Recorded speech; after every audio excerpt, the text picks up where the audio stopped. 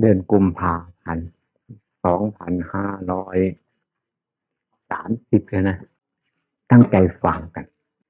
ฟังธรรมะฟังเพื่อให้เกิดปัญญาและพิจารณาให้รู้แจ้งเห็นจริงตามความเป็นจริงที่เพิ่นว่าเพิ่นสอนนั้นคนเรา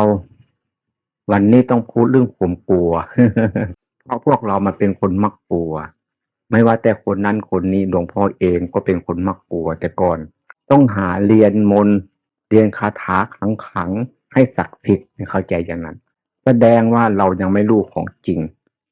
ถ้าหากคนได้รู้ของจริงเราจะไม่มีของศักดิ์สิทธิ์อะไรทั้งหมดเลยแต่คนใดแสดงว่ารู้จริงธรรมะแต่ยังถือเครื่องรางของขลังอยู่นั้นยังไม่จริงรู้จำมายังไม่รู้แจ้งยังไม่รู้จริงถ้ารู้แจ้งรู้จริงแล้วบ่มีของขลังบ่มีศักดิ์สิทธิ์ทั้งหมดเลยเพราะไม่กลัวอย่างทั้งหมดแล้ว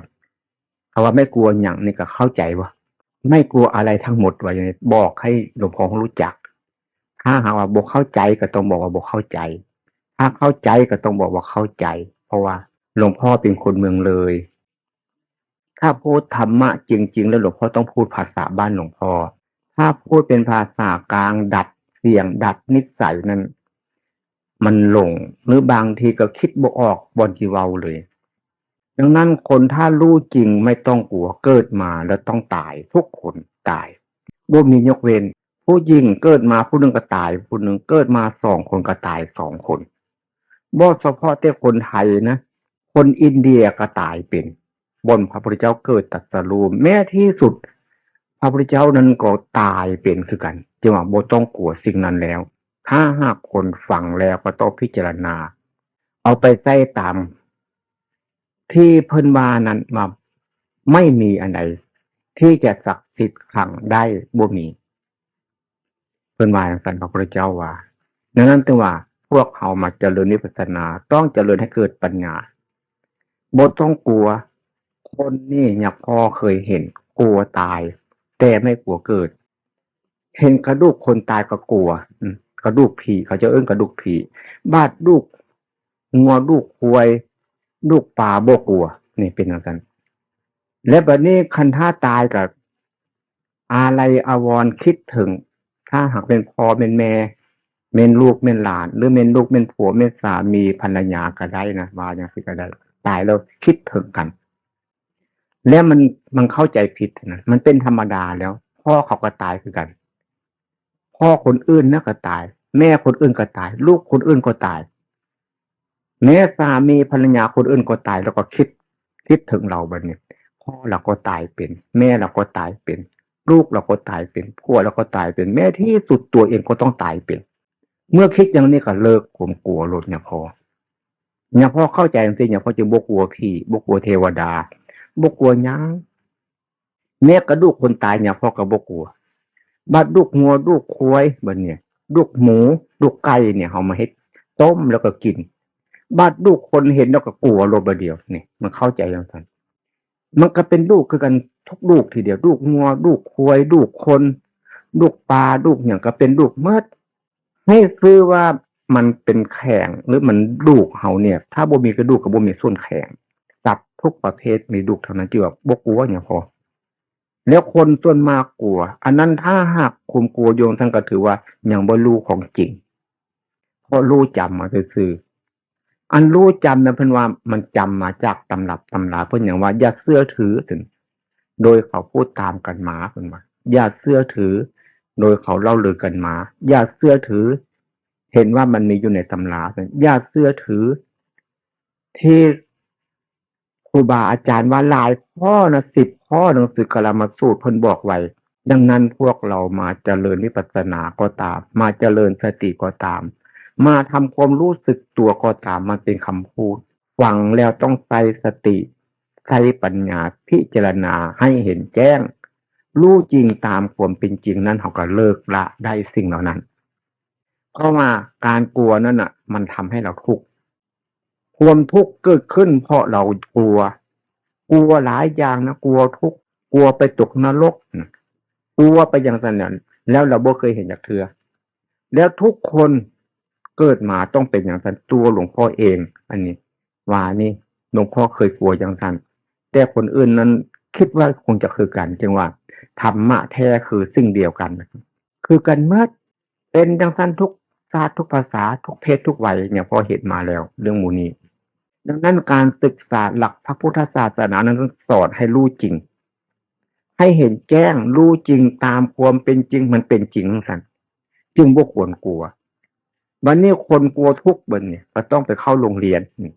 เข้าโรงเรียนหนังสือมากๆสอบรายได้ปริญญาตรีปริญญาโทปริญญาเอกเพื่อกันทุกข์กลัวทุกข์นั่นแหละและบัดนี้ทุกข์เกิดขึ้นเลยบ่รู้จักบ่รู้สึกตัวเลยบัดนี้คนหาเงินเดือนก็คือกันเงินเดือนร้อยพันหมื่นก็ตามสร้างเพื่อกันทุกข์กลัวทุกข์นั่นเองจริงว่าเราไม่รู้จักให้เข้าใจว่าเราเรียนหนังสือเรียนเพื่อหน้าที่ของเราเรียนเข้าใจอย่างสิบอกคิดว่าจะเฮ็ดอย่างเรียนเพื่อหน้าที่เพราะทุกคนเกิดมาก็ต้องเรียนบัดนี้การหาเงินหาทองก็เช่นเดียวกันหาเพื่อหน้าที่เพราะคนมันต้องมีการหาการทำมาหากินเลี้ยงชีพเป็นว่าทุกคนต้องรู้อย่างนี้ดังนั้นพระพุทธเจ้าจึงสอนให้คนกลัวสิ่งที่มันอยู่ในตัวเฮานี่คันถ้ากลัวบ่ต้องกลัวข้างนอกกลัวความคิดนี่เองความคิดนี่น้ำหนัก20-30 กิโลหรือ50-60 กิโลก็ตามน้ำหนักของคนมันเอาไปได้มันยกไปได้สบายยกตัวของนี้ไปได้สบาย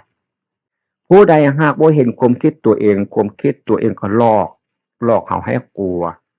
หลอกเฮาให้ทำอย่างนั้นหลอกเฮาให้ทำอย่างนี้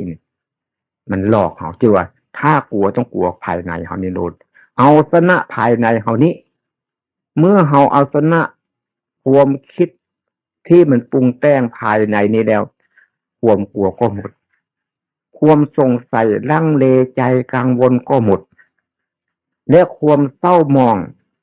ซึมเศร้าหดหู่เนี่ยก็หมดเหมือนกันถ้าเราเห็นความคิดเราจริงๆแล้วดังนั้นมาเจริญวิปัสสนาเจริญกรรมฐานก็ตามมาทำความเคลื่อนไหวเพื่อให้เรารู้สึกตัวรู้แจ้งรู้จริงฝึกหัดให้มีสติว่องไว้ให้มีจิตพองใสเป็นว่าจิตใจเขาเนี่ยพองใสนึกคิดอันใดก็เห็นก็รู้การทำงานพูดคิดเมื่อตัดสินใจลงไปแล้วการงานนั้นก็ไม่ค้างมือได้ต้องลุล่วงไปได้แล้วไปได้คนที่ทำงานค้างมือเอาไว้งานบ่แล้วมันทุกข์ก็เพราะบ่เห็นจิตบ่เห็นใจนี่เองเมื่อจิตใจเศร้าหมองโงกง่วงหดหูสันบ้านหลวงพ่อว่าหดหูสันทางนี้ข้าเจ้าสอนว่ายสุว่าหดหูนะหลวงพ่อหดหูสันข้าเจ้าบอกให้นะเพราะก็จำได้อันนี้เป็นความจำเลยคือดังนั้นคนเราต้องมีสัญญาเกิดมาจากธรรมชาติมันจริงๆเมื่อเรามีสัญญาเกิดมาจากธรรมชาติจริงๆแล้วสิ่งนั้นเนี่ยเราจะรู้แจ้งเห็นจริงตามความเป็นจริงทันว่าการพูดธรรมะมือนี้คล้ายๆคือง่ายของที่คว่ำหน้าอยู่นี่นะของที่ปิดเกลียวมันอัดแน่นอยู่คล้ายๆคือเขาไม้ออกมาสิละบ้านหลวงพ่อเคยคือผีมาเหตุศักหลักคุณนะข้าเจ้าวานผีบ้านผีเมืองนั่นผีตาปู้ผีหลายผีบ้านหลวงพ่อข้าเจ้าฆ่าควยให้กินฆ่าเลี้ยงผีฆ่าหมูฆ่าควยให้กินคันท่ามันเป็นโรคอหิวาเพิ่นว่าเอิ้นผีหาไปล้อมหัวแล้วผีไปกันให้เอาซั่นผีกันผีหาแล้วบ่ให้เข้ามาก็เฮ็ดนำเพิ่นเนี่ยพอเฮียนมนต์รักษากันผีก็เฮ็ดนำเพิ่นก็ได้เรียนนำเพิ่นอันนั้นแสดงว่าเจ้าของบ่ฮู้จักเฮ็ดนำเพิ่นซื่อผีมันดีจังได๋เฮาฮู้จักโลดฟังหลวงพ่อว่านี่คิดพิจารณาให้เห็นแจ้งรู้จริงผีบ้านผีเมืองผีมเหศักดิ์หลักคุณผีอย่างกระสร้างเนาะเอาปลุกตูบปลุกสารพระภูมิให้อยู่บ้านหลวงพ่อบ่ได้ใส่อิฐหินดินปูนจังซี่ใส่ไม้ฝังให้เป็นเสาเอาหญ้ามามุง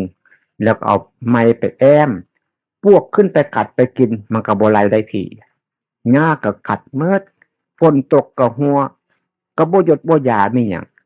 ในบริเวณบ้านน่ะก็หกหญ้าก็ป่งขึ้นมาใบไม้ก็ขูดลงหั่นก็บ่ปัดบ่กวดเป็นหยัง นี่แสดงว่าผีเนี่ยบ่มีประโยชน์อย่างเท่าใดเฮาย้านเอาซื่อๆนี่พี่ที่อยู่ภายในจิตใจเฮานั้นนึกบ่ฮู้จักฉะนั้นคนจิตใจต่ำก็เรียกว่าผีเพิ่นว่าจิตใจสูงเพิ่นเรียกว่าเทวดาเพิ่นว่าดังนั้นจิตใจต่ำเป็นผีถ้าหากผู้ใดยังจิตใจต่ำก็แสดงว่าตัวเองยังเป็นผีอยู่เพิ่นว่าจังซั่นถ้าอยากจิตใจสูงเมื่อใดแล้วตัวเองก็เป็นเทวดาแล้วละอายการเฮ็ดการทำสิ่งนั้นเพิ่นว่าจังซั่นดังนั้นผีบ้านก็รู้จักว่าผีบ้านผีประจำบ้านนั่นน่ะก็พ่อแม่เฮานั่นล่ะเป็นผีทำไม่ดีพูดไม่ดีกับผีประจำบ้านเพิ่นว่าทำดีพูดดีเพิ่นเอิ้นว่าผีประจำเพิ่นเอิ้นเทวดาประจำบ้านเพิ่นว่าจังซั่นหลวงพ่อบ่เคยรู้จักสิ่งเหล่านี้เมื่อมาเจริญเอิ้นว่าวิปัสสนาก็ได้แล้วเพราะว่าชื่อเพิ่นเอิ้นว่าวิปัสสนาน่ะวิปัสสนาเกิดขึ้นก็ต้องรู้แจ้งเห็นจริงตามความเป็นจริง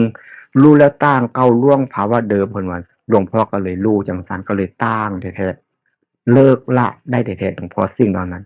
สิ่งเสพติดมึนเมาทุกประเภทมันจิตใจต่ำเลยเลิกได้ให้เป็นจิตใจสูงเป็นเทวดาอยู่บ้านอยู่เรือนได้เพิ่นว่าซั่นท่านพี่ประจำบ้านเขานะบ่แม่นประจำเรือนได้บัดนี้พี่ประจำบ้านให้ว่าผู้ใหญ่บ้านก็ได้ผู้ใหญ่บ้านนี่เป็นผีถ้าหากทำชั่วพูดชั่วคิดชั่วมันเดือดร้อนราษฎรเดือดร้อนถ้าหากทำดีพูดดีแล้วผู้ใหญ่บ้านก็เป็นเทวดาได้คือกันเข้าใจจังซั่นที่ว่าผีบ้านน่ะผีเมืองอันนี้ผีอำเภอผีมเหสักเราผีหยังก็ตามสร้างน่ะให้ว่าคนนั่นแหละเป็นผีผู้คุ้มครองป้องกันเท่านั้นแหละเดือดร้อนนำความสับสนวุ่นวายมาให้เขาให้เข้าใจว่าเป็นผีแล้วเขาก็อยู่นำผีแล้วบัดนี้เมื่อหากผู้ปกครองคุ้มครองป้องกันเขาทำเต้ดีพูดเต้ดีคิดเต้ดีเขาก็สบายอยู่กับเทวดาแล้วเพราะเทวดาคุ้มครองป้องกันเขาเอาไว้ทำชั่วพูดชั่วนี่เพื่อเอิ้นว่าผีทำดีพูดดีได้เพื่อเอิ้นเรียกว่าเทวดาว่าซั่นดังนั้นให้พวกเรารู้จักว่าผีอันเป็นตนเป็นโตนี่เขาบ่ค่อยเห็นเขาเห็นตั้งแต่ผีปู่ผีย่าผีตาผียายตายไปแล้วหลายตัวโคตรคนเขาก็ย่านก็กลัวจังซั่นเนี่ยแต่ย่านเฮ็ดหยังที่เนี่ยเพราะว่าเมื่อกี้นี้นะกระดูกงัวกระดูกกล้วยหาหยังต้มกินได้กระดูกคนนี่มันเฮ็ดมีหยังได้บ่เฮ็ดหยังเป็นในแท้นี่นะย่าพ่อมาอยู่ขอนแก่นเนี่ยย่าพ่อเขาเจ้าออกไปสูตรมนต์ให้ว่าไปไล่ผีให้ไปพระวิปัสสนาเขาเจ้ามันขลังมันศักดิ์สิทธิ์เขาเจ้าปลูกบ้านขึ้นมาบ้านหลังนึงปลูกใส่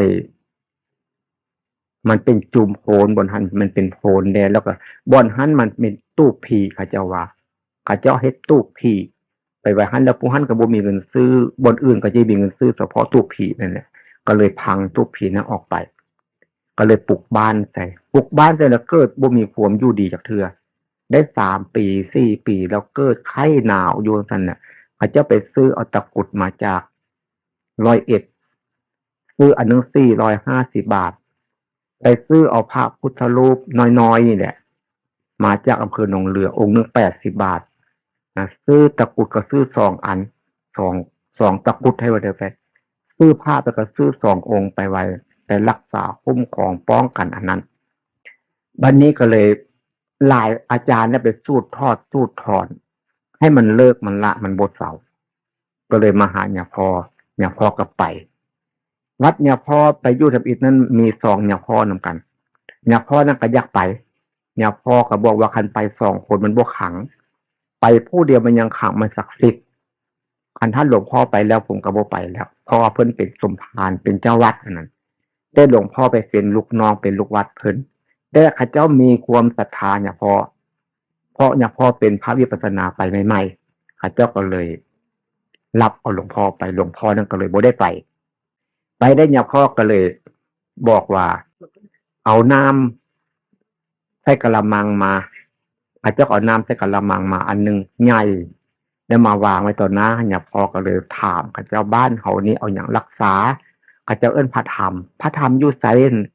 มีตะกรุดอันนึงซื้อมาจาก101แล้วก็พระพุทธรูปซื้อมาจากอำเภอหนองเรือข้าเจ้าก็เอามาให้เนี่ยพ่อเบิ่ง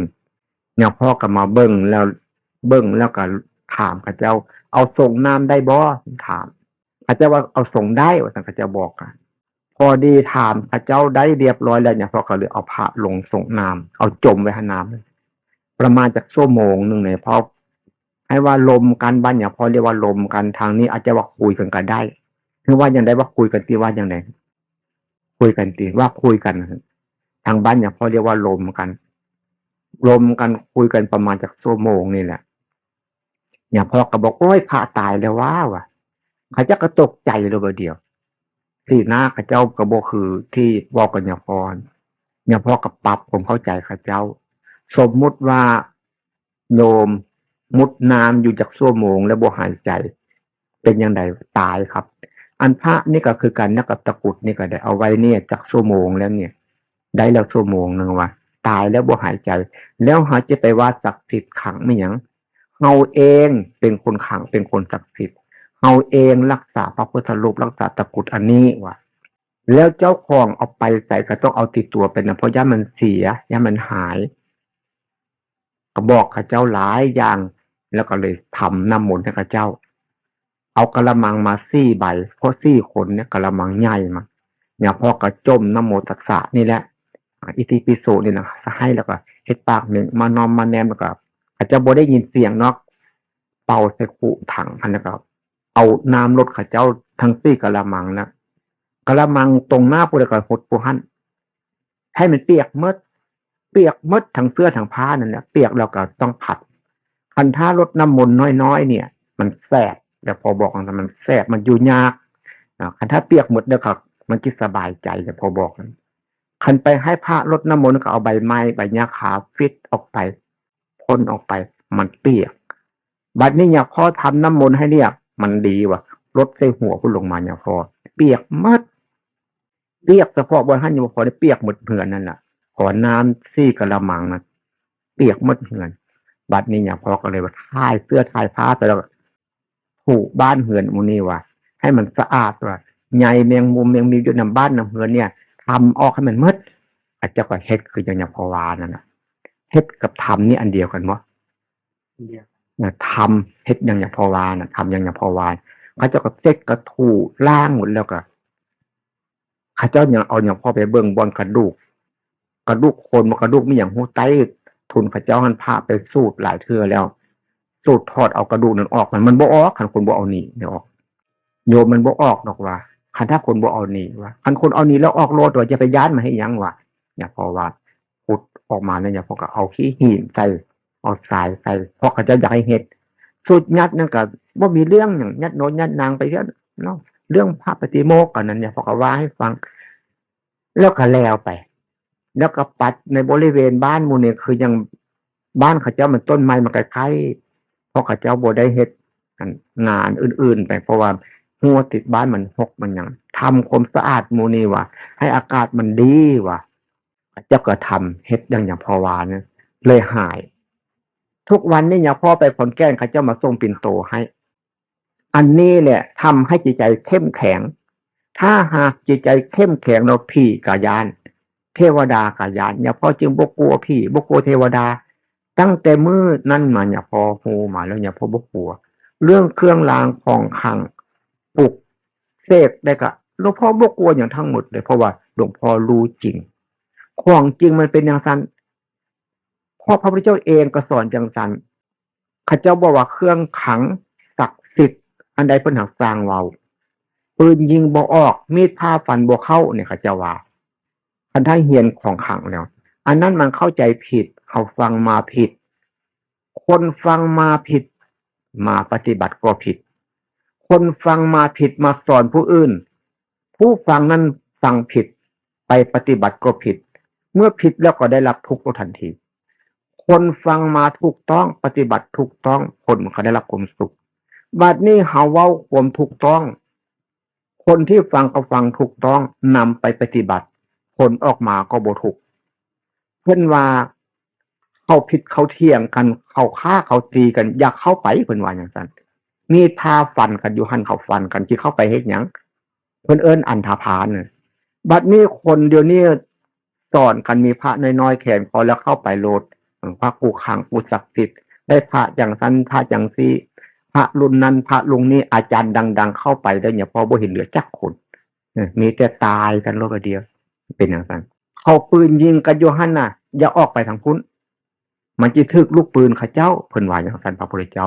เฮาเพิ่นออกไปมันบ่มีเหลือ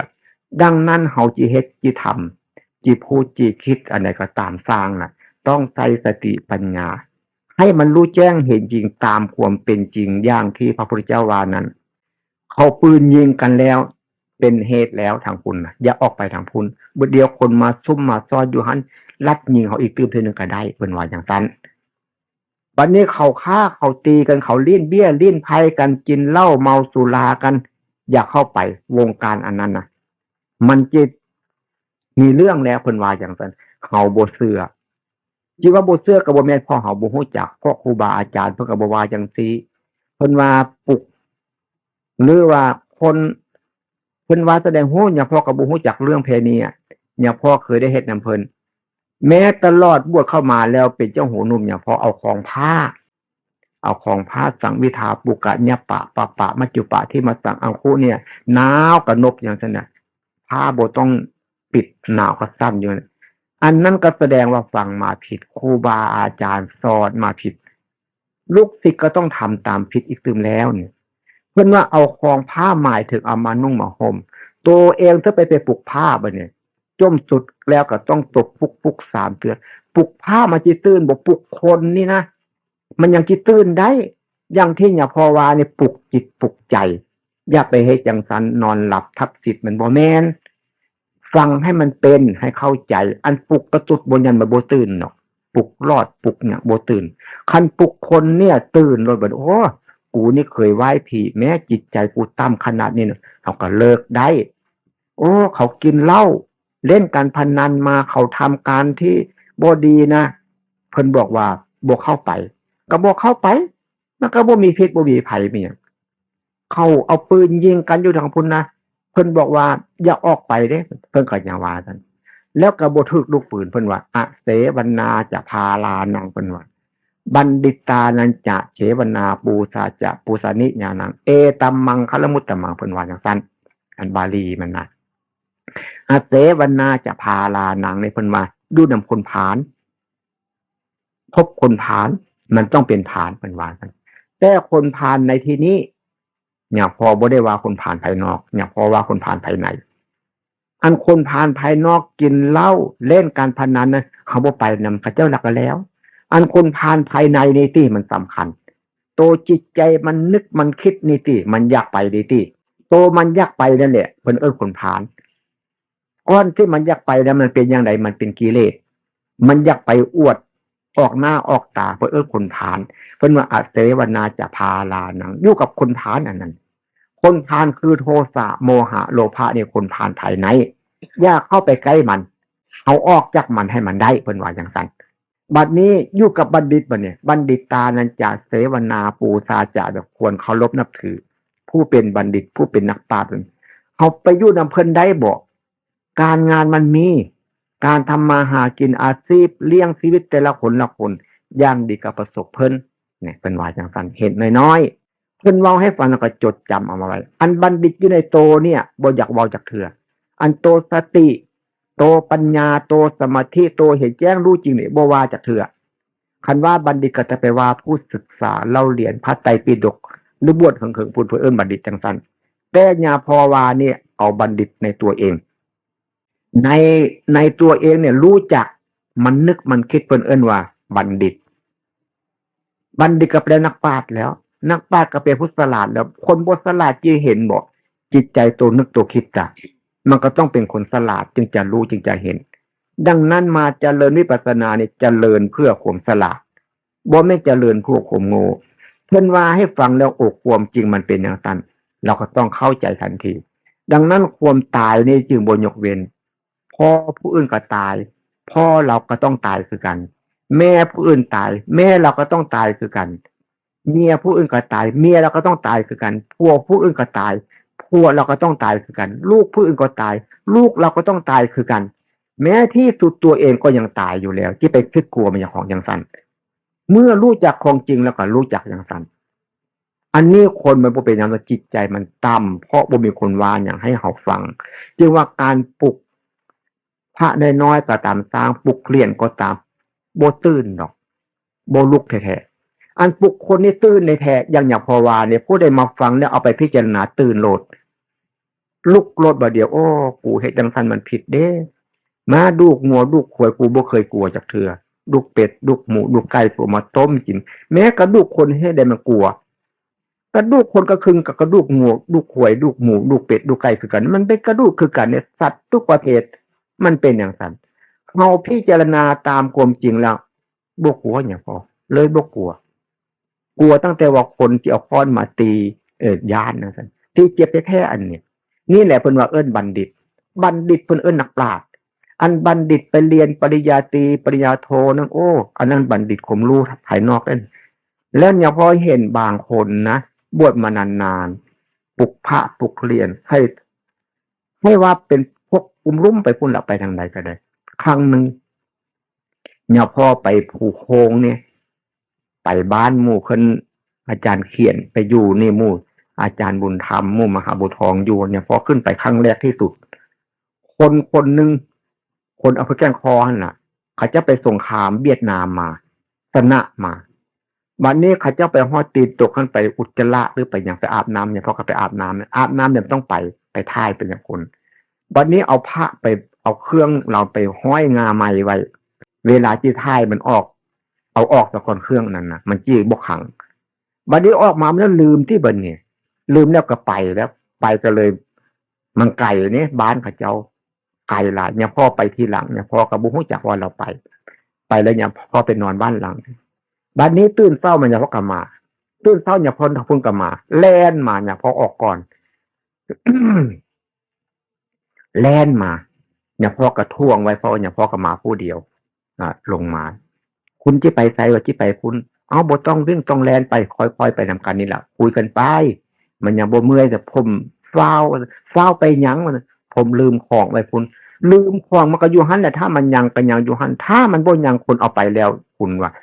ไปพร้อมกันนี่แหละดีแล้วก็บ่อยากอยู่แล้วก็แต่อย่าพอท่วงไว้นี่คือเบรกรถคือสมอเรือหรือคือตาซังนี่คำมันหนักทางนึงแล้วเอามาตุ้มท่วงไว้มันก็บ่หนักไปเรือเนี่ยมันวิ่งเร็วๆเขาเอาสมอทิ้งไว้มันก็บ่ไปไวรถก็คือการเบรกไว้เขาจะว่าเนี่ยพ่อก็พยายามพูดกับเรามาแล้วก็ทนมาฮอดที่ต้นตีนตกคือตีนภูนั่นนะมันมีน้ำซับบนนั้นเราก็เข้าไปเอาแล้วก็พกใหญ่พอนี้ทีละพกผ้าพกตะกุดให้ว่าแค่หมูลูกอย่างกระเจ้าก็เอาไปแขนคอหันละเพราะว่าข้าเจ้าไปยังท่านมาก็ล้มข้าเจ้ามาอย่างบ่ว่ามีอย่างที่อย่างพ่อกันระวังเพราะว่าบางทีข้าเจ้าเกิดหงุดหงิดขึ้นตีอย่างพ่อก็ได้พออยู่ในป่ามาฮอดตลาดแล้วจะพ่อก็ถามว่าคุณของคุณนี่มันดีว่าดีครับว่านั้นเราว่าในตลาดเราคิดว่าที่บ่เป็นอย่างนั้นอย่างพ่อก็เลยว่าให้เรามันบ่แม่นอย่างซันคุณบ่แม่นมันรักษาคุณได้นั่นคุณรักษามันได้คืนนี้คุณนอนบ่หลับแม่นบ่ครับว่าซั่นคุณเป็นทุกข์เป็นบ่ว่าทุกข์ครับว่านี้คันถ้าหากว่ามันรักษาคุณมันก็ว่าน้องอย่าป่าพี่ไปแม้พี่รักษาน้องมันก็เอื้อนจังซั่นซั่นว่าอันนี้คุณรักษามันแทบจะตายคืนนี้นอนบ่หลับอีกตื่นนะคุณทุกข์ย้อนของอันนี้แหละว่าให้เราอันคุณไปสงครามเวียดนามคุณบ่ทุกข์ตายนะเพราะคุณมีสติมีปัญญาคุณเอาตัวรอดไปยอดดีถ้าหากคุณเสื้อของสิ่งนี้นะเที่ยวหน้านี่บ่ไหวเด้คุณให้คุณใช้สติปัญญาจริงๆคุณรักษามันแม้มันเอาห้อยไว้หันคืนนี่มันก็อยู่ผู้เดียวมันอยู่หันนะมันบ่มีคู่บ่มีหมู่มีหยังมันนอนอยู่ผู้เดียวมันซ้ำคุณไปฮอดบ้านนั้นนอนก็บ่หลับคิดถึงมันอยู่ที่คุณทุกแม้มื้อเช้านี่ขันบ่ทอคนอาตมาท่วงคุณแล่นมาเนี่ยเป็นสารบาดลมตายเพราะของอันนี้แหละว่าให้เราคุณรักษามันเพื่อประโยชน์แต่ว่าเนี่ยพอบ่ห้ามรักษาก็ดีเป็นกำลังใจเพราะคนจิตใจต่ำมันต้องเป็นอย่างนั้นคนจิตใจต่ำให้เขาพึ่งของจังซั่นแหละจังว่าคนโง่กับคนฉลาดจึงบ่คือกันคนโง่เขาเรียกคนเอิ้นจิตใจต่ำคนฉลาดเขาเอิ้นจิตใจสูงเพิ่นว่าจังซั่น ดังนั้นพวกเขามาเจริญวิปัสสนาก็ตามมาทำความรู้สึกทำให้จิตใจเข้มแข็งให้มีความฉลาดในตัวมีปัญญาสามารถมองเห็นของจริงได้เพิ่นว่าจังซั่นของจริงมันต้องเป็นจริงของบ่จริงมันจะจริงได้ยังไงที่หลวงพ่อได้ประสบมาหลายครั้งที่ตลุบอยู่ผ่านนกเขารถทุกคันเนี่ยพ่อมาอยู่ขอนแก่นกายไปจังหวัดที่ไปจังหวัดเลยไปฮอนท่านก็ต้องเอาปิ้งไก่เอาหมูไปให้พี่ผ่านนกเขาพี่ตลุบนั่นกินจอดรถแล้วก็แอดรถเขาเจ้าไว้แอดรถบ่คนที่แลนไปแม่นยังแม่นบ่โชเฟอร์ติแล้วก็แล่นไปเอาปิ้งไก่ไปไว้หันแล้วก็เย็นเราใส่จอกหันพี่ตะปู้พี่ตะลุบเย็นเรากินบ่เป็นพอเคยได้นั่งรถสายขอนแก่นรถสายกรุงเทพไปเมืองเลยอ่ะโอ้เป็นจังซี่นอกคนเนี่ยแม้เรียนขับเครื่องยนต์ปืดไปความรู้เขาเจ้าคงสิได้อย่างน้อยก็ต้องม.2 ม.3 บางคนอาจจะจบม.6 ก็ได้หลวงพ่อเขียนหนังสือบ่เป็นอ่านหนังสือบ่เป็นแต่หลวงพ่อสามารถรู้จักดังนั้นคุณค่าการเจริญวิปัสสนาจึงรู้จักเห็นแท้ๆเห็นผีคนเห็นผีเพิ่นเอิ้นตาทิพย์บ่แม่นตาทิพย์อื่นไกลดอกตาปัญญาอันพวกเขามาที่นี่น่ะมีปัญญาสามารถมองเห็นเพิ่นเอิ้นตาทิพย์หูทิพย์บัดเนี่ยก็บ่แม่นหูทิพย์มองไปไกลๆเพิ่นบ่แม่นอันหูทิพย์คือฟังเพิ่นเว้ามีเหตุมีผล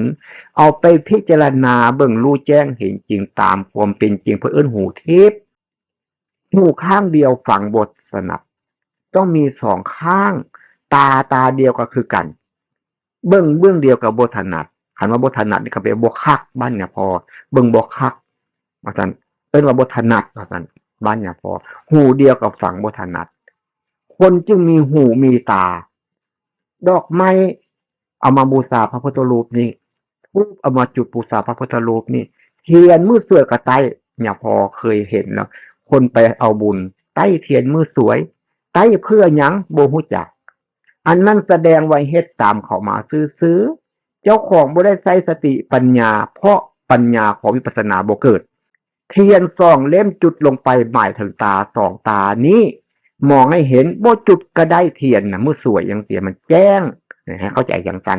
ถ้าหากอยู่บนมืดก็ควรจุดใต้ไฟไว้เดินไปเดินมาสบายเพิ่นว่าเทียน2เล่มก็หมายถึงตา2ตาหู2หูนี้ฟังให้เป็นเพิ่นว่าจังซั่นแต่เฮาบ่เข้าใจก็เลยไปเฮ็ดตามพ่อตามแม่ตามปู่ตามย่าปู่ตายายายเฮ็ดมาที่หลายชั่วคนแล้ว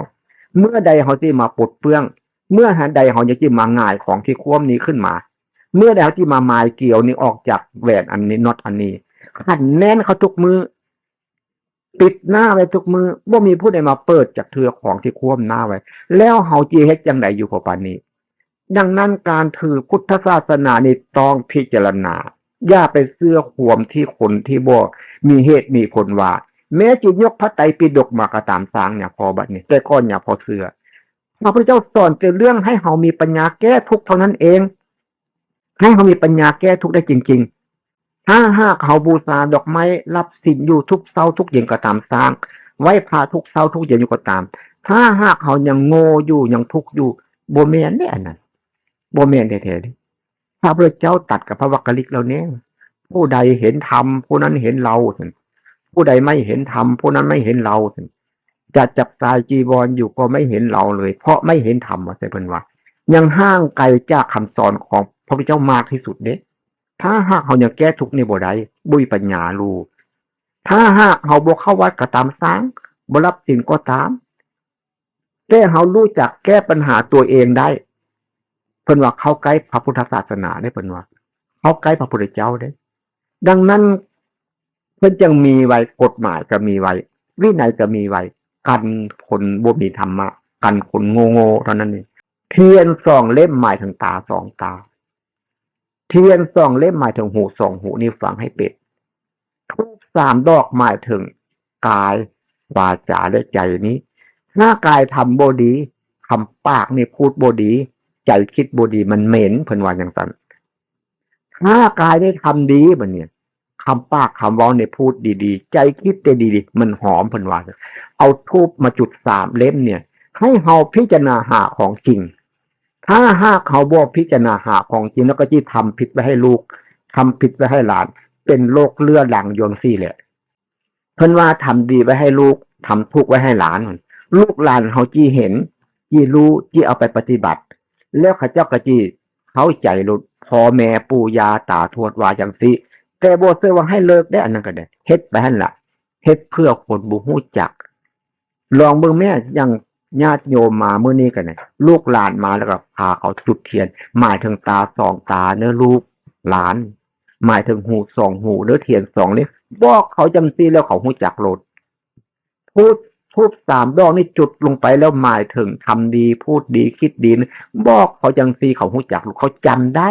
เพิ่นว่าสัญญาความหมายรู้จำได้อันนี้จำเอาเพิ่นว่ารู้จักรู้จำอันรู้แจ้งรู้จริงเกิดมาจากธรรมชาติกฎของธรรมชาติเพิ่นเอิ้นสัญญาความหมายรู้จำได้เช่นเฮานั่งอยู่เดี๋ยวนี้เนี่ยถามเขาบ่ได้ว่าเรื่องตาจากเธอถามตามีบ่มีมันเข้าใจดอกเพิ่นว่าสัญญามาจากธรรมชาติเพิ่นว่าจิตใจของพระพุทธเจ้านั้นจิตใจสะอาดจิตใจสว่างจิตใจสงบจิตใจบริสุทธิ์จิตใจผ่องใสจิตใจว่องไวว่าซั่นเฮาก็ที่เป็นคือกันนั้นคันถ้าเฮาเฮ็ดจิตใจสะอาดอย่างญาติโยมนั่งฟังหลวงพ่ออยู่ดีๆเนี่ยและเพื่อนพาส่งฟังลงมาเนี่ยจิตใจอยู่ซื่อๆเนี่ยแต่หากบ่เคยเบิ่งว่าจิตใจเจ้าของเป็นหยังอันนี้เพิ่นว่าจิตใจสงบเฮาสงบจังซี่แปลว่าพระพุทธเจ้าน้อยๆมาอยู่นำเฮาแล้วนี่เฮาก็บ่ฮู้จักพระพุทธเจ้ามาอยู่นำเฮาบัดนี้เฮาจิไปเอาพระพุทธเจ้าในประเทศอินเดียเพิ่นมาไว้กับโตเฮาสิได้บ่มันคนละคนกันน่ะให้เฮาเข้าใจจังซี่ถ้าหากเขาถือศาสนาพุทธต้องมีปัญญาพุทธศาสนานี่สอนเรื่องปัญญาเนี่ยพุทธะจึงแปลว่าผู้รู้ผู้ตื่นผู้เบิกบานด้วยธรรมนั่นภาวนาพุทโธบัดนี้เอาพระพุทธเจ้ามาไว้หัวใจเพื่อที่มาหาเฮาได้ให้หยังพระพุทธเจ้าพุทโธแปลว่าผู้ตื่นพี่เด้โอ้ใจกูก็สงบเนี่ยอย่างนั่งฟังโอ้ความสงบเป็นจังซี่เนาะโอ้พระพุทธเจ้าน้อยๆเกิดขึ้นมาแล้วเด้นี่เฮาก็ฮู้จักว่าพระพุทธเจ้าอยู่นำเฮาซั่นบัดนี้จิตใจเฮาเห็นมันนึกมันคิดบัดเนี่ยก็จิตใจสว่างแล้วคันมันมืดจะมาจิเห็นบ่เห็นจิตเห็นใจเฮามันก็ต้องสว่างที่มันยังเห็นนะเฮามองไปสิก็เห็นก็จิตใจสว่างซั่นวะจิตใจสะอาดบัดเนี่ยมันก็บ่สกปรกซั่นวะจิตใจสะอาดก็คือเสื้อคือผ้าเฮานี่แล้วถ้ามันสกปรกมันก็บ่น่าจับบ่น่าดูซั่นวะถ้าซักสะอาดเด้มันก็น่าจับน่าดูเอามาเช็ดเนื้อเช็ดตัวเฮาก็ได้ซั่นวะดังนั้นมันมีอยู่ในเฮานี่จิตใจสะอาดจิตใจสว่างจิตใจสงบอันจิตใจบริสุทธิ์นั่นน่ะเฮามีอันนึงก็แสดงว่าพระพุทธเจ้าน้อยๆขึ้นมาหาเฮาแล้วมี2อันขึ้นมาก็แสดงพระพุทธเจ้าใหญ่ขึ้นมาแล้วมี3 4อย่าง5อย่างเข้ามาครบอย่างพระพุทธเจ้าก็แปลว่าเฮาได้อยู่ใกล้พระพุทธเจ้าแล้วเพิ่นว่าจังซั่นแล้วเฮาบ่เข้าใจจากเธอเรื่องจังซี่ไปเข้าใจแต่เรื่องอื่นๆพุ่นเนี่ยไปไหว้ผีพุ่นไปดูฤกษ์ดูยามพุ่นอันนั้นศักดิ์สิทธิ์อันนี้ศักดิ์สิทธิ์ส่วนของดีมีในตัวเฮานี่บ่คิดจักเทื่อดังนั้นเพชรมีอยู่ในตัวเฮานี่แล้วแต่เฮาหาบ่รู้จักว่าเอาเพชรไปใส่สมมุติเอาอันเนี้ยบ่มีเพชรเขาจะเอิ้นมีแร่อมเพชรอยู่คนมีปัญญาจึงไปดูว่าแร่บ่นี้มีเพชรว่าซั่นเอาแร่นั้นออกมาแล้วเจรไนเพราะว่าหยังฮู้หยังพอบ่ฮู้จักเรื่องหยังสิเอาไปเฮ็ดจังได๋ก่อนนะเอาไปเฮ็ดจังได๋ถ้าลุงนึกไปจังได๋พวกหมดถ้าลุงเอาแร่ออกมาแล้วเอาเพชรออกมาขายได้ราคาโลดเฮาก็คือกันถ้าเฮาพิจารณาถึงจิตถึงใจเฮาแล้วเฮาก็สิบ่ทุกข์ความทุกข์มันจึงมันบ่มีพระพุทธเจ้าสอนแล้วมีแต่ทุกข์เท่านั้นเกิดขึ้นว่าซั่น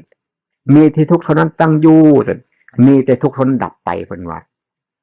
มันตั้งอยู่เพราะจังได๋เพราะเฮาบ่ฮู้จักเพราะเฮาบ่ฮู้จักมันดับไปอย่างเฮาโกรธกันเนี่ยเฮาเอิ้นอารมณ์บ่ดีบ่หรือว่าจิตใจขุ่นมัวบ่นี่เฮาบ่ฮู้จักเพราะจิตใจเฮาบ่สะอาดเด้จิตใจมันมืดตึ๊บอยู่พุ่นนี่จิตใจมันสกปรกอยู่เด้จึงบ่เห็นจิตบ่เห็นใจตัวเองใจโกรธขึ้นมาเฮาก็บ่เห็นจนถ้ามันพอแหงพี่แล้วยังรู้ว่าโอ้ยอารมณ์บ่ดีใครเนี่ยคันฮู้จักว่าอารมณ์บ่ดีก็ทิ้งซะแล้วมันก็แล้วกันซื่อๆมันเว้าเป็นคนจังว่าการพูดการเว้านั่น100 คำ 1,000 คำหมื่นคำแสนคำล้านคำก็ตามสู้การกระทำให้มันรู้สึกตัวนี่ ครั้งเดียวบ่ได้เพิ่นว่าคำว่าครั้งเดียวบ่ได้นี่จีบ่เข้าใจครั้งเดียวไม่ได้ว่าซั่นคำว่าบ่ได้นี่เข้าใจบ่เข้าใจบ่ได้เข้าใจครั้งเดียวบ่ได้มันบ่มีประโยชน์อันนี้มันบ่รู้จักใจเฮาดังนั้นเรื่องจิตใจเรื่องจริงว่าเป็นที่บุคคลเห็นได้ยากต้องพิจารณาจริงๆแต่มันบ่ใช่ว่าฮู้เด้มันบ่ใช่เห็นเด้มันฮู้คิดอันนึงเด้มันเห็นความคิดอันนึงเด้อันฮู้คิดไปนั้นบ่แม่นเห็นคิดอันนั้นมันฮู้คิดมันเข้าไปในความคิดเพิ่นว่าอย่างนั้นอันมันเห็นคิดในความคิดมันหยุดโลดเพิ่นว่าอย่างนั้นจังว่าสัญญาเขาจะไปรู้อันนั้นแล้วสัญญาบอกว่าตัวกอไก่เขียนอย่างสั้นขอไข่เขียนอย่างสั้นตัวงองูจอจานมีอย่างหูอย่างพอบ่รู้จักกันตัวดอเด็กดอสดามีอย่างยอยักษ์ยอเขียนอย่างสั้นอันนั้นเป็นสัญญาภายนอกได้นั่นเขาต้องเห็นนั่นน่ะอันโตสัญญาย่างที่หลวงพ่อว่านี่บ่ต้องเห็นก็ได้รู้จริงๆเรื่องรูปเรื่องนามเรื่องทุกขังอนิจจังอนัตตาเรื่องสมมุติเรื่องศาสนาเรื่องพุทธศาสนาเรื่องบาปเรื่องบุญเรื่องโทสะโมหะโลภะเรื่องกิเลสตัณหาอุปาทานเรื่องสิ่งเรื่องอย่างฟูแท้ๆเพราะมันมีในเฮาเพิ่นสัญญาเข้าไปรู้สัญญาตัวนั้นเกิดมาจากธรรมชาติเพราะมันมีธรรมชาติ2อย่างธรรมดาเนี่ยธรรมดาก็มี2อย่างอย่างนั้นที่ว่าของที่ดีๆเขาเอามีอย่างงวมไว้บ่มีผู้ว่าเปิดเขาก็บ่เห็นแล้วลองมีผู้มาง่ายหน้าขึ้นนี่ของอันนี้มีบ่เพชรอยู่ในเห็นบ่เห็นรถบ่เดียวอย่างเพราะว่าเนี่ยเห็นรถอันเนี้ยเข้าใจรถเพราะคิดเนี่ยจิตใจมันก็มีทุกคนเนี่ย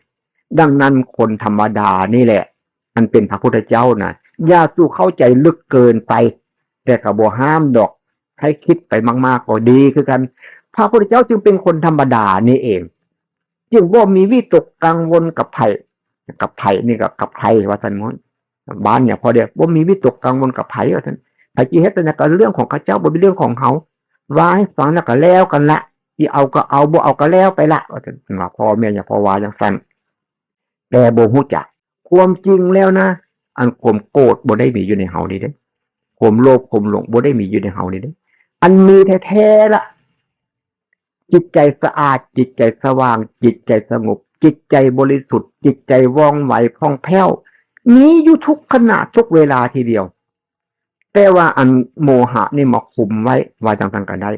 โลภะมาคุมไว้โทสะมาคุมไว้มาปกงอมไว้คล้ายๆคือเฮาที่เปิดประตูออกมานี่พวกนี้เนี่ยมันอยู่ทางหน้าประตูเนี่ยบ่ให้เฮาอ้อมประตูใดมันอัดแน่นไว้จังซี่เรียกก็เหมือนกับเกี่ยวน็อตนั่นแหละหันเข้าบ่มีผู้สิมามาเกี่ยวออกไปเสือมันก็แน่นอยู่ซั่นแล้วเกี่ยวน็อตประตูก็คือกันใส่กุญแจไว้บัดนี้บ่มีผู้มาไขให้เฮาจักเทื่อเฮาบ่ฮู้จักลูกกุญแจได้เบิดนี่ก็บ่มีได้เปิดจักเทื่อแล้วเปิดประตูออกมาก็มืดอยู่ซั่นน่ะดังนั้นการให้ทานการรักษาศีลการทำกรรมฐานนั้นดีแล้วแต่มันแก้ทุกข์บ่ได้สิ่งใดที่แก้ทุกข์บ่ได้เนี่ยเพิ่นว่าบ่เป็นของจริงเพิ่นว่าของจริงนั้นต้องแก้ทุกข์เท่านั้นเพิ่นเอาแต่เรื่องของทุกข์เท่านั้นที่ซื่อคำสอนของพระพุทธเจ้าทั้งหมดนี่ก็รู้จักว่าทั้งหมดซั่นก็ได้บ้านหลวงพ่อเรียกว่าทั้งหมดว่าซั่นเข้าใจไหมหนูคันว่าทั้งหมดนั้นบ้านเนี่ยพอทางนี้อาจจะว่าทั้งหมดก็ได้บรรจุเรื่องแก้ทุกข์เท่านั้นมีแต่ทุกข์เท่านั้นเกิดขึ้นมีแต่ทุกข์เท่านั้นตั้งอยู่มีแต่ทุกข์เท่านั้นดับไปเพิ่นว่าเพิ่นเอิ้นอริยสัจ4ทุกข์สมุทัยนิโรธมรรคนี่4ข้อนี่เพิ่นว่าต้องกำหนดรู้ซั่นสมุทัยต้องละมรรคต้องเจริญนิโรธทำให้แจ้งว่าซั่นเฮ็ดจังได๋ฮู้บ่ฮู้จักกันมรรคเป็นจังได๋บ่ฮู้จักกำหนดรู้ทุกข์บ่ได้บ่ฮู้จักว่าแต่ทุกข์ว่าผมงอกฟันหักเนื้อหนังแห้งเหี่ยวไปอันนั้นก็แม่นนะมันเป็นธรรมชาติมันว่าซั่นทุกข์เพราะเฮาคิดเนี่ยทุกข์เพราะเฮาเคลื่อนเฮาไหวนี่นะเขาบ่เคยเห็นจักเทื่ออย่างเฮาพริบตานี่นะรู้สึกบ่ลองพริบตาแม่นรู้สึกบ่รู้สึกว่ารู้สึกทุกครั้งบ่ไม่ทุกครั้งนานๆเนี่ยค่อยรู้แม่นบ่คันเฮาบ่ได้กำหนดมันก็บ่รู้แม่นบ่แต่มีผู้ถามว่าพริบตารู้สึกไหมรู้จักทันทีแม่นบ่นั่นแหละเพิ่นเอิ้นว่าสัญญามันมีอยู่แล้วแต่เฮาหักบ่รู้จักสัญญาอันนี้มันพริบตาเฮารู้มันเคลื่อนมันไหวอันรู้อันนี้พี่ได้สัญญาเนี่ยเพราะว่าสัญญาความหมายรู้จำได้มันหายใจเข้าหายใจออกรู้พี่เด้ จิตใจมันนึกมันคิดมันรู้พี่เด้อันนี้ละสัญญาความหมายรู้จำได้เพิ่นว่าพอดีมันจีโก้ขึ้นมามันเห็นมันรู้พี่ได้เพิ่นว่า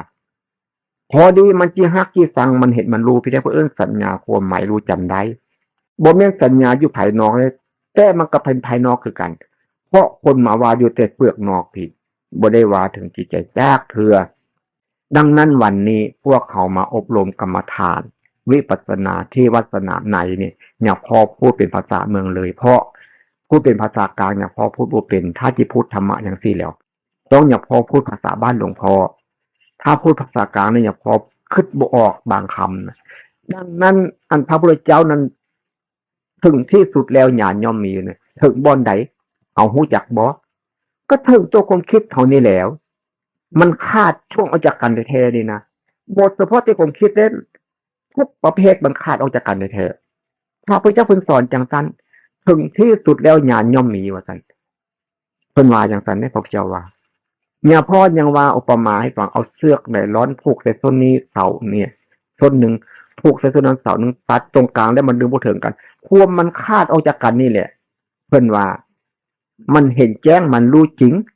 มันบ่ถูกปรุงแต่งเพิ่นว่าอย่างนั้นแม้สามีภรรยาก็เช่นเดียวกันลูกหลานบ้านต้องให้ว่าทุกคนละให้ว่าเดินไปมันจะเป็นอย่างนั้นถ้าเขาบ่เป็นในขณะนี้นี่แหละจวนจะตายนี่แหละต้องแน่นอนที่สุดเพิ่นว่าแล้วพระพุทธเจ้าว่าแล้วหรือว่าพ่อแม่ปู่ย่าตายายว่าก็บ่รู้จักละเพิ่นว่าคนใดมีกิเลสตายแล้วต้องเกิดตื่นเหมือนกันเพิ่นว่าคนใดบ่มีกิเลสตายแล้วบ่เกิดตื่นเลยเพราะมันถึงกันนั่นแหละมันสิโกรธตื้มมันสิฮักสิสังตื้มเพิ่นว่าอย่างนั้นถ้าตัดให้มันขาดลงไปเลยเห็นไปแล้วมันสิแล้วมันเท่านั้นแหละเพิ่นว่าจังซั่นจึงว่ามันกว้างมันลึกเด้คุณว่าพอปานนี้มันเว้าอยู่ผิวๆเด้ถ้าหากพิจารณาถึงความจริงแล้วมันสิเห็นแจ้งรู้จริงแท้ๆนะเรื่องหมู่นี้นะเพราะว่าทุกคนมันสิไปประสบเอานี่นะควรจะหมดลมหายใจดีนะบ่ยกเว้นแท้ๆเนี่ยพอเข้าใจอย่างนั้นดังนั้นธรรมะคำสอนของพระพุทธเจ้ามาสอนคนเป็นนี่แหละบ่ได้สอนคนตายแล้วดอกอย่างที่เฮาไปสวดคนตายเอาผ้าไปสวดอภิธรรม7นั่นก็ได้เฮาไปสวดคนเป็นนี่แหละบ่ได้ไปสวดคนตายพุ่นเด้คนตายนั้นฟังบ่เป็นแล้วเพิ่นว่าอุปปะธัมโมออุปปะธัมโมปริหานะธัมโมเจตนาภัพโพอนุรักขณะภัพโพปุถุตโนโคตละภูซั่นพยุพละโตพยุพละโตเพิ่นว่าไปจังซั่นอภิธรรมจิตเหตุปัจจัยโยอลัมมนะปัจจัยโยไปเพิ่นคือแล้วเฮาบ่เข้าใจได้คำพูดจังซั่นเนี่ยพอบ่เข้าใจแต่ก่อนฟังว่าไปสวดให้คนตายความจริงเพิ่นบอกเขานี่นะเฮ็ดวิปัสสนาที่นะเพิ่นบอกอ่ะอุปปะธัมโมซั่นอุปปะธัมโมมันสิเสื่อมซึมเฮ็ดแล้วมันสิไปต่ออันนั้นซึมเนี่ยมันสิไปต่อมันถึงกันอีกซึมเพิ่นว่ามันสารเสื่อมเพิ่นอุปปะธัมโมอุปปะธัมโมไม่เสื่อมเลยเพิ่นว่าจังซั่นซื่อๆนี่นะไปเบิ่งแม่ตัวหนังสือมันแปลไว้จังซั่นน่ะแต่เฮาบ่เข้าใจเด้ว่าไปสวดคนตายให้บุญคนตายบ่แม่นเด้เพิ่นมาว่าให้คนเป็นๆนี่ได้ฟังจึงว่าจำไว้พวกเขามาเจริญวิปัสสนาอย่าพอนำเรื่องมาไว้ให้ฟังเสียอุปปะธัมโมนะเพิ่นว่าสารเสื่อมอุปปะธัมโมนะเพิ่นว่าบ่เสื่อมปาริหานะธัมโมปาริหานะธัมโมเจตนาภพโพอนุรักขณะภพโพมันยังน้อยอยู่ของเฮ็ดวิปัสสนานี่เพิ่นว่าอนุรักขณะภพโพน้อยซั่นปุถุสโนซั่นมันเป็นปุถุชนโคตรภูซั่นไปให้มันข้ามซะให้มันวิตซะในวัฏฏะทุกข์กันเนี่ยถ้าหากผู้ใดไปวิวัฏฏะทุกข์อันนี้แล้วอยู่เหนือทุกข์เพิ่นว่าซั่นเป็นคนแต่หากอยู่เหนือคนอยู่กับโลกจะอยู่เหนือโลกเพิ่นว่ากินก้างกินดุ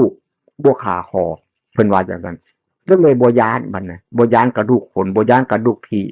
ไม่ว่าบ่ย้านกระดูกงัวกระดูกควายทั้งหมดเนี่ยเพราะว่ามันคือกัน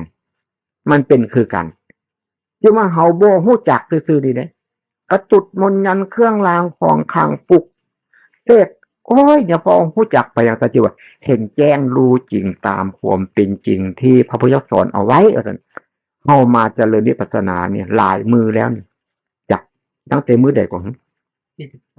วันที่12มื้อนี้ก็เป็นวันที่15แล้วนี่ว่าให้ฟังนี่เข้าใจแล้วนี่แต่ว่าบางทีมันอาจจะลืมได้นี่ถ้าหากมันบ่ลืมจักเทื่อพิจารณาเลิกละความซัวความโง่นั้นออกไปให้มันหมด